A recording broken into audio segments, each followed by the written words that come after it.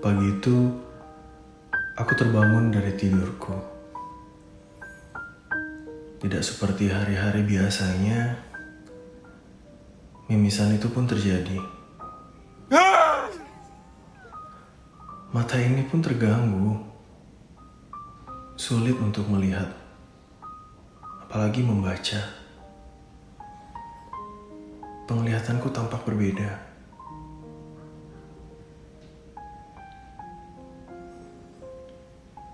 Suara aneh itu muncul seperti mendengung di telingaku.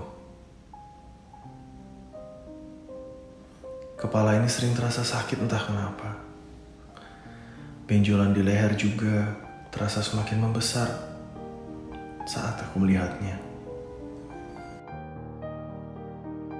Aku pun memberanikan diri untuk memeriksakan diri ke dokter untuk mengetahui apa yang sedang terjadi padaku.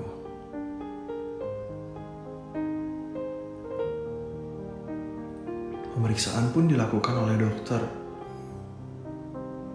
Berbagai macam pemeriksaan dilakukan kepadaku demi mengetahui semua yang terjadi.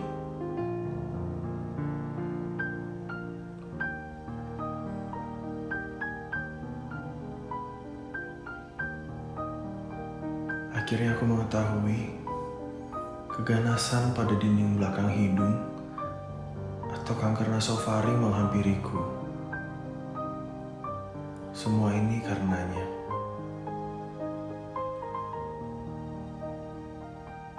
Hatiku hancur ketika mengetahuinya. Semua karena kebiasaan lamaku memakan makanan yang dibakar,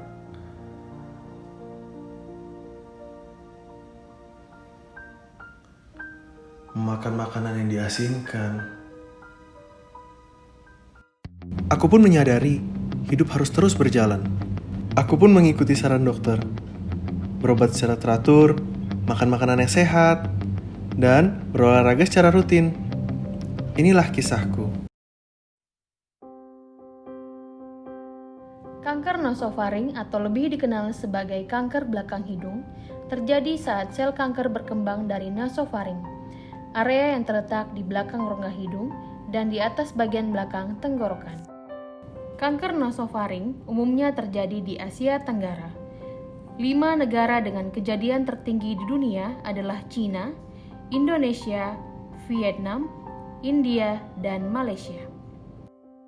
Infeksi virus Epstein-Barr diperkirakan termasuk faktor penting dalam perkembangan kanker nasofaring.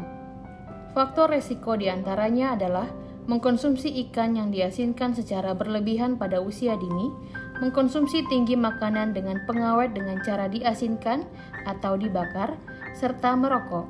Apabila ada keluarga dengan garis keturunan pertama yang terkena kanker nasofaring, mereka juga memiliki resiko tinggi terkena kanker ini. Gejala kanker nasofaring meliputi gejala pada hidung, yaitu hidung tersumbat dan keluar darah dari hidung atau mimisan.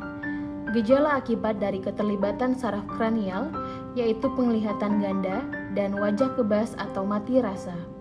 Gejala pada telinga, termasuk telinga berdengung dan berkurangnya pendengaran. Benjolan pada leher akibat pembesaran kelenjar getah bening, lemas, berat badan menurun, dan sakit kepala.